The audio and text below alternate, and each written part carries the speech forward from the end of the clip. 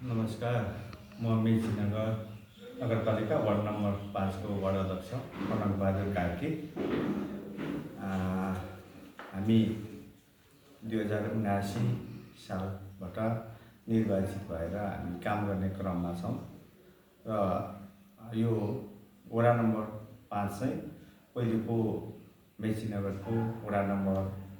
8 र वडा नम्बर 9 मिलेर यो वडा नम्बर 5 भएको छ। हामी निर्वाचित भएर आइसके पछाडि वडा स्तरीय बजेट लगभग 4 वर्षसम्म एभरेजमा हामीले झन्डै 4 करोड जति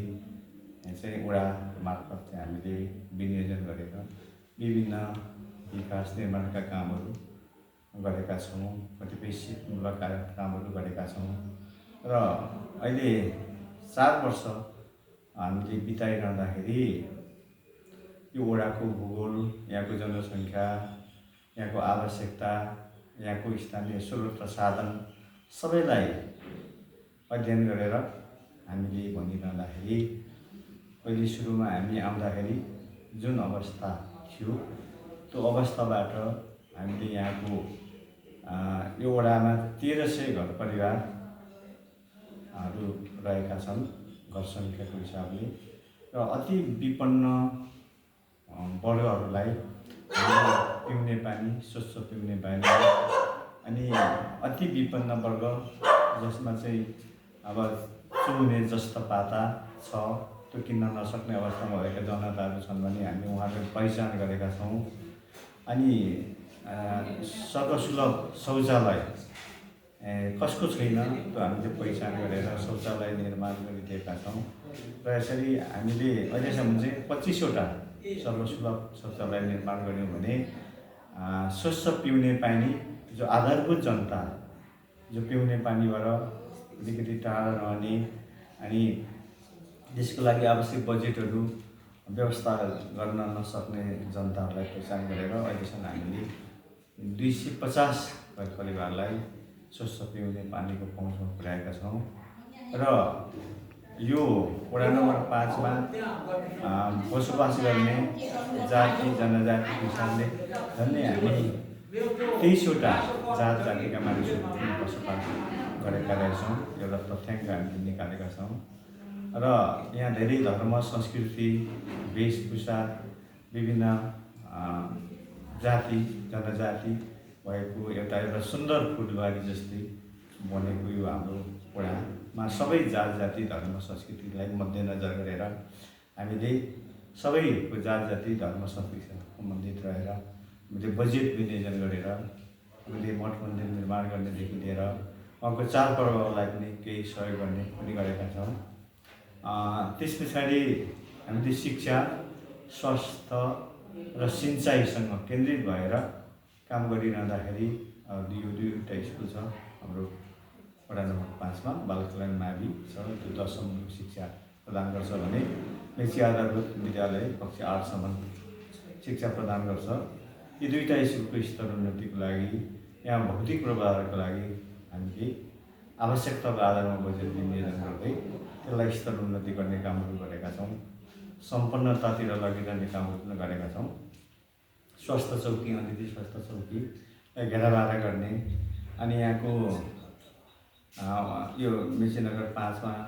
एउटा सामुदायिक भवन छ, अघिल्लो साथीहरूले पनि निर्माण गर्नुभएको र त्यसलाई थप संरचना, थप आवश्यकताहरू पुरा गर्दै जाने काम पनि हामीले गरेका छौँ र त्यसबाट पनि धेरै जनताहरू लाभान्वित हुनुभएको छ। र विशेष गरी हामीले काम गरिरहँदाखेरि यहाँको स्थानीय स्रोत र साधन र यहाँका जनताको आय स्रोतको स्थिति भनेको चाहिँ कृषि नै भएको हुँदाखेरि कृषिलाई चाहिँ विशेष गरेर जमिन सिँचाइ गर्ने एउटा सिँचाइको आवश्यकता चाहिँ कसरी पुरा गर्ने, सिँचाइलाई कसरी सुविधा सम्पन्न गर्न सकिन्छ भन्ने कुरालाई हामीले मध्यनजर गरेर भएका पैनीहरूलाई चाहिँ स्थायी प्रकृतिको बनाउनको लागि हामीले त्यो स्तर उन्नति गरेका छौँ र जुन ठाउँमा सिँचाइ पुग्दैन त्यसमा चाहिँ हामी भूमिगत जल स्रोतको व्यवस्थापन गरेर हामीले यहाँको किसानहरूलाई सेवा सुविधा दिने काम गरेका छौँ जस अन्तर्गत यहाँ उन्नति चाहिँ के भएको छ भने जुन ठाउँमा पैनी पुग्दैन थियो, पैनीको पानी पर्याप्त हुँदैन थियो, त्यसमा हामीले सिँचाइ यो प्रदेशबाट ल्याएको एउटा 5वटा सिँचाइबाट यहाँको जनजीवन निकै अगाडि आएको छ। र तथ्याङ्कको हिसाबले भन्दा 12 कट्ठामा त्यो सिँचाइको सुविधाको कारणले गर्दा 48 मन मकै फलाएको अवस्था छ, 20-25 मन चाहिँ तोरी फलाएको अवस्था छ, धान 50 मन धान फलाएको अवस्था छ। त्यो चाहिँ यहाँका जनताहरू पनि त्यसबाट लाभान्वित हुनुभएको छ र हामी वडा समिति पनि एकदम खुसी छौँ। र त्यही अनुरूप हामीले सबै ठाउँमा फेरि पर्याप्त चाहिँ त्यो सेवा सुविधा दिन सकेका छैनौँ, त्यस्तो अवस्था छ। र अब आगामी दिनमा हामीले यो वडाको समस्या भनेको चाहिँ विशेष गरेर यहाँको स्थानीय स्रोत र साधनलाई व्यवस्थित गर्नको लागि र यहाँको जीवनस्तर उकास्नको लागि चाहिँ यहाँको सिँचाइ सबै ठाउँमा एकदम सिँचाइलाई चाहिँ सुविधायुक्त ढङ्गबाट पुर्याउन सक्यौँ भने वडा नम्बर 5 को सबै जनताले आफ्नो जमिन सिँचित गरेर आफ्नो जमिनमा अब सिजनल अन्नबालीको लगाएर उत्पादन बढाउन सक्नुहुन्छ भन्ने कुरा हामीले महसुस गरेका छौँ। त्यसै गरी यहाँको आवश्यकता चाहिँ के भने अब